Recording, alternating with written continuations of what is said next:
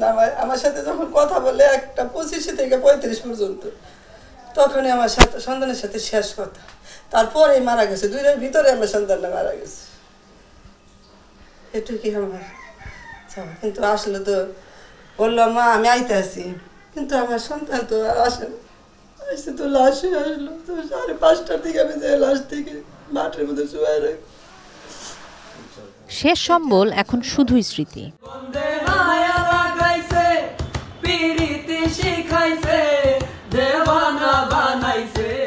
5 August March two ঢাকার পদযাত্রায় শহীদ শ্রাবণ গাজী। বন্ধুদের সঙ্গে মিছিলের স্রোতে স্বৈরাচার মুক্ত করার প্রত্যয়ে চলা শত প্রাণের মাঝ থেকে ঝরে যাওয়া এক ফুল। ঢাকা-আরিচা মহাসড়কে বিজয় ছিনিয়ে আনার মিছিল দমিয়ে দেওয়ার নেশায় ছোড়া গুলিতে সেদিন শ্রাবণের রক্তে লাল হয়েছিল পিচ ঢালা রাস্তা।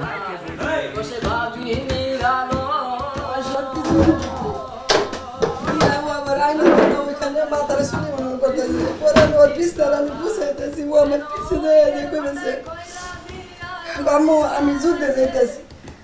আমি তুমি কি যুদ্ধ করবে? কহা মা আমি যুদ্ধে যাইতেছি। তারপরে আমি এবার জারুটা দিতে দিতে ওই মাথায় যখন যাই, তখন আমার গেঞ্জিটা পরা শেষ।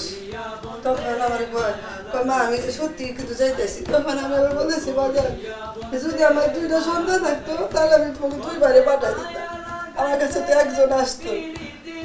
পরে তাই আমি হবা যান, তুমি কিন্তু কোনো দিকে যাও না। পরে আমি এইখানেই বসে, যখন 7টা পরে ওই দরজার সামনে যায়, তখন আমি ডাক দিই, ও বাজান তুমি কই যাইতেছো? এতক্ষণ যে বললাম, কই মা আমি কোনো জায়গায় যাবো না, মা আমি ক্যান্টিনে যাবো। আমাকে বাজান ক্যান্টিনে থাকবো, ডেডিকেটের দিকে যায়। পরে এই যাবো আসি সন্তানের সাথে আমার শেষ কথা এই সময়। মা আমি যুদ্ধে যাইতেছি, ছেলের সঙ্গে মায়ের শেষ মুহূর্তে সেই কথোপকথনে স্মৃতিচারণ মা শাহনাজ বেগমের। ব্যথা বেশি করতো, আমি ওইখানে থেকে বলতাম আব্বু শ্রাবণ এদিকে আসো, আমার হাত পা কেমন করতে আসছে, ওই দৌড় ফেরাতে আমার হাত পা করে টিপে দিত।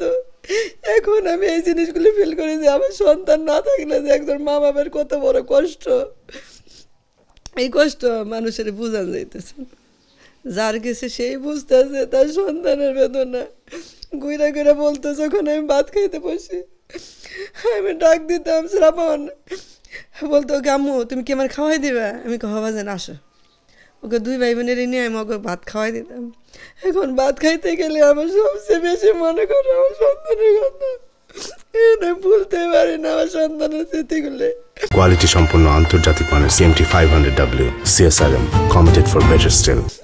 বাপে তো থাকতো সারাদিন বাইরে, সারাক্ষণ আমার কাছে থাকতো, কিন্তু কেন আমি তো ভুলতেই পারি না আমার সন্তানের। ওই সুপার মধ্যে বসে পড়তো, ওইখানে থাকতো, মনে হয় কি আমার সন্তান আমার পিছনে পিছনে ঘুরে। তখন আমার ভিতরে গাইল না যে আমার সন্তান আজকে শেষ, হয়তো এটা আমার সন্তানের সাথে আমার শেষ কথা, শেষ খাওয়া। আমি এনে বসে বসে খাইতেছি, আমি ওর কাছে বসে রয়েছি, কিন্তু কোনোদিন আমি মাথার মধ্যে কল্পনাই আনি নাই যে আজকে আমার সন্তান চলে যাব। বিচার চাই আমি আল্লাহর কাছে, কিন্তু বিচার চাই যদি আমার সন্তানের লাশ টানা হেঁচড়া করে, এটা আমি চাই না। আমার বিচার আল্লাহর কাছে। মালয়েশিয়ার একটি বিশ্ববিদ্যালয়ে সফটওয়্যার ইঞ্জিনিয়ারিং নিয়ে পড়াশোনা করা শ্রাবণ গত 16 জুলাই এসেছিল দেশে। মাত্র 21 বছরের টকবগে তরুণ শ্রাবণের গেল 3 নভেম্বর হলো 22 বছর। তবে এ বয়সই যেন কিছু স্বপ্নের বলিদান। অন্তত জুলাইয়ের হত্যাকাণ্ড তাই স্মরণ করিয়ে গেছে আরও একবার। 11 বছরের ছোট একমাত্র বোন তার ভাইয়ের কবর সাজিয়েছে ফুলে। পৃথিবীর সবচেয়ে ভারী বস্তু নাকি পিতার কাঁধে সন্তানের লাশ। শোকে স্তব্ধ বাবার এ বোবা কান্নার সান্ত্বনা নেই কোনো কিছুতেই। প্রতিবাদী রক্ত আছে, তারা কেউ ঘরে বসে থাকতে পারে নাই। তারা অবশ্যই তারা সবাই ঝাঁপায়ে পড়ছিল সেই ছাত্র জনতার আন্দোলনে, যে ফেসিবাদী সরকারের বিরুদ্ধে প্রতিবাদী সবাই মিছিলে। এখন আমার ছেলে যেহেতু 16 তারিখে জুলাই 16 তারিখ আসছে বাংলাদেশে, আসার পরের থেকেই সে জাহাঙ্গীরনগর বিশ্ববিদ্যালয়ের ছাত্রছাত্রীদের সাথে আন্দোলন সে অংশগ্রহণ করছে। আমরা বাপ মা হয়ে হয়তো আমরা ব্যর্থ যে আমরা ছেলেকে অত খেয়াল করতে পারি নাই। তখন বাজে মনে হয় 2:45 বাস এরকমই হইতে পারে, কিন্তু অত আমাদের খেয়াল নাই। এখন ওই সময় ফোন দেয় যে আপনার শ্রাবণ কোথায়? আমি বললাম যে শ্রাবণ তো আন্দোলনে। যখন শ্রাবণের কথা জিজ্ঞেস করলো তখন তো আমার বুকের ভিতরে ধাপ করে উঠছে, ব্যাপার কি? শ্রাবণের কথা কেন জিজ্ঞেস করলো? তো আপনি শ্রাবণ কই? আমাকে তো আন্দোলনে। আপনি তারা হলে একটু গণস্বাস্থ্যে যান। এখন তখন তো তারা হয়ে যাওয়ার মতো কোনো সুযোগই নাই, সব দিকে গাড়ি ঘোড়া আটকানো, সব দিকেই ওই ছাত্রলীগের মানে বিভিন্ন জায়গায় সব জায়গায় গণনা করতেছে। আমি যেহেতু আমি ডেয়ারি ফার্ম থাকি, ডেয়ারি ফার্মের ভিতর দিয়ে মানে অনেক এই গ্রামের ভিতর দিয়ে অনেক দূর দিয়ে মনে করেন যে আমি সেই গণেশে পৌঁছেছি। ওখানে প্রায় আমার 3:30 বা 3:30 মতন বেজে গেছে, 3:30 বেজে গেছে। তখন যা দেখি যে আমি আমার ছেলেরে ওই টেবিলের উপরে ফেলা রাখছে, কারণ সে তো মৃত। যে যারা এই হত্যাকাণ্ডের সাথে জড়িত ছিল তাদেরকে, সত্যিকারে যারা জড়িত ছিল তাদেরকে শনাক্ত করে তাদেরকে কঠিন বিচার করুক। আমি বাপ হয়ে আমি এটাই সরকার কাছে দাবি করছি। আর সরকার কাছে আরেকটা দাবি, সেটা হলো গিয়ে যারা আহত হয়ে বিভিন্ন মেডিকেলে বিছনায় পড়ে আছে তাদের পাশে যায় একটু দাঁড়ানোর জন্য।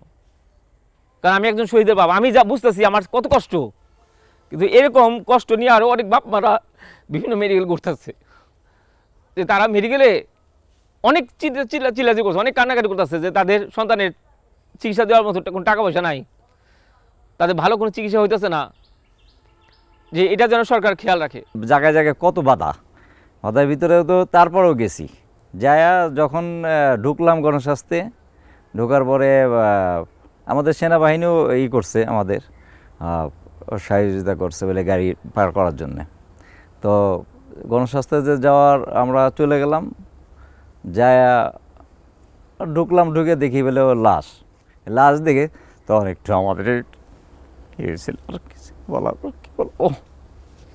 শ্রাবণের মায়ের মতো আরও বহু মায়ের কোল খালি করেছে স্বৈরাচার শেখ হাসিনার সরকার। বহু বাবা এখন দুদণ্ড দাঁড়িয়ে থাকেন চিরঘুমে থাকা সন্তানের কাছে। বৈষম্য বিরোধী ছাত্র আন্দোলনে বহু পরিবার হারিয়েছে তার প্রিয় সন্তানকে, তেমনি একজন শ্রাবণ। গেল 3 তারিখ তার বয়স হতো 22 বছর, কিন্তু সে সুযোগ পায়নি পরিবার তার সাথে সে সময়টুকু উদযাপনের। সন্তানহারা এই পরিবারগুলো একটাই দাবি, বৈষম্য বিরোধী ছাত্র আন্দোলনে যারা শহীদ হয়েছে অন্তত তাদের স্মৃতিটুকু যেন মনে রাখে বাঙালি। কিশোর জাহান, এটেন নিউজ, সাভার।